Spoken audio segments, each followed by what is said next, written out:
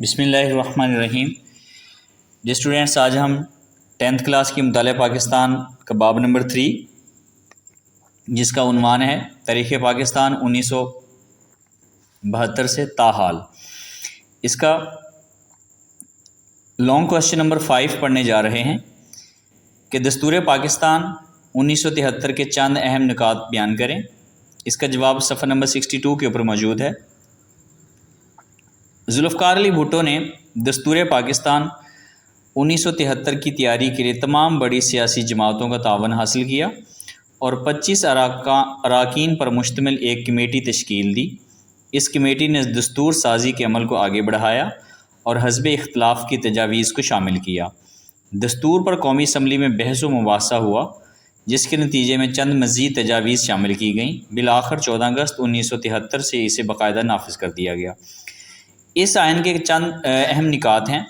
Number 1، اسلامی نوعیت۔ دستور اسلامی اصولوں پر مبنی ہے اور کوئی قانون اسلامی تعلیمات کے خلاف نہیں بنایا جا سکتا۔ وفاقی نظام۔ پاکستان ایک وفاقی ریاست ہے جو 4 صوبوں پنجاب، سندھ، خیبر پختونخوا، بلوچستان اور وفاقی علاقوں پر مشتمل ہے۔ ٹھیک ہے۔ اس کے بعد اختیارات کی تقسیم ہے۔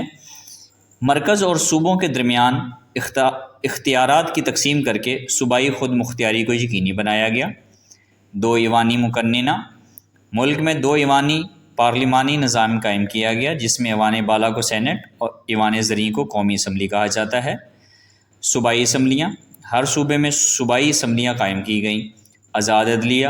دستور کے تحت آزاد اور خود مختار عدلیہ قائم کی گئی، جس میں مرکز میں سپریم کورٹ اور صوبوں میں ہائی کورٹ شامل ہیں۔ اس کے بعد پارلیمانی نظام ہے۔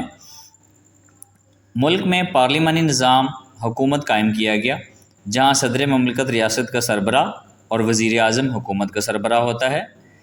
وفاقی حکومت۔ قومی اسمبلی میں اکثریت حاصل کرنے والی سیاسی جماعت وفاقی حکومت بنائے گی۔ مذہبی اہلیت۔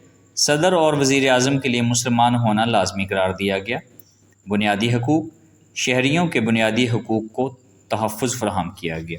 یہ تھا آج کا لیسن۔ امید ہے کہ آپ لوگوں کو پسند آیا ہوگا۔ دعاؤں میں یاد رکھیے گا۔ اللہ حافظ۔